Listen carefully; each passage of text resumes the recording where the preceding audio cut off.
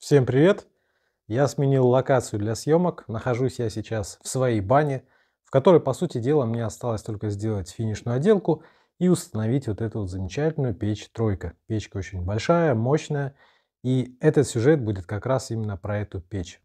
Я думаю, что целесообразно и правильно первым сюжетом в серии сюжетов про банную тематику, про строительство в бане, сделать именно описание печи, рассказать, что это за печь, из чего она сделана, из каких материалов и какие имеет характеристики.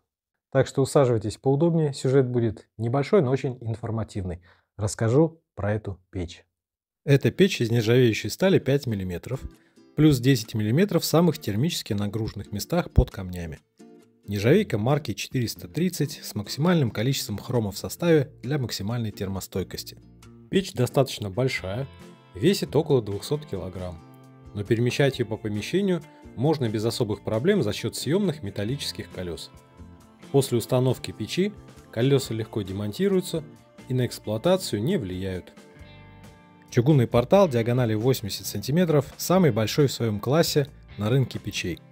Загрузка до 200 кг камня при условии фракции в полкулака и меньше.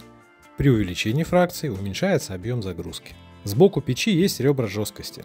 Они выполняют две функции. Усиливают конструкцию и увеличивают теплообменную поверхность, тем самым увеличивая мощность печи. Номинальная мощность печи 30 кВт, но это не максимальная ее мощность.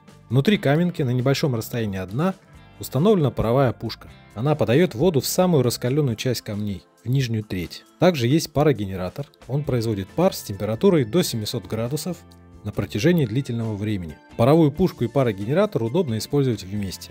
Ну а если хочется классики, то воду можно подать прямо на камни, открыв дверку в приемную чашу. Вода из этой чаши подается и в паровую пушку, и в парогенератор. Также в печи установлен теплообменник, который будет использован для отопления и ГВС. Дымоход будет использоваться коаксиальный, с каналом для вентиляции парного помещения. Для этого в печи есть специальный канал. Над печью есть паровой клапан. Он нужен для того, чтобы через него выходил пар при испарении с паровой пушки и парогенератора. Он рассеивает пар по сторонам для комфортного процесса парения. На печи есть шиберная заслонка, с помощью которой можно управлять скоростью оттока дымовых газов, регулировать мощность.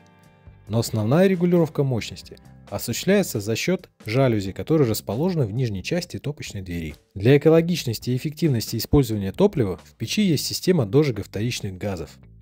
В топке есть футировка, она значительно продлевает срок службы печи и повышает температуру топочного ядра. Температура переизлучается на днище каменки для максимального нагрева камней. В этой печи дымовые газы не будут перегреваться. Их температура будет около 350 градусов. Это очень хороший показатель. Каркас печи будет смонтирован на сухую и будет полностью имитировать климат русской бани. Это безопасная конструкция без локального перегрева каркаса и отдельных участков печи. Ну, как вы можете понять из описания, агрегат очень серьезный, очень тяжелый. Затаскивали мы его сюда тяжело, но наконец-то печка находится здесь. И скоро я начну процесс облицовки ее. Это будет облицовка на сухую, как я уже сказал. Кирпич закуплен, так что мы уже во всеоружии. Ну и в следующих сюжетах я буду подробно рассказывать не только про саму печь, но и про весь конструктив этой бани. Про полы, про стены, про перекрытие, даже вот про этот проем для печи, про очень интересный дымоход, который будет сразу же с вентиляцией внутри, скажем так, встроенной, да, коаксиальный дымоход. Ну и информации будет море.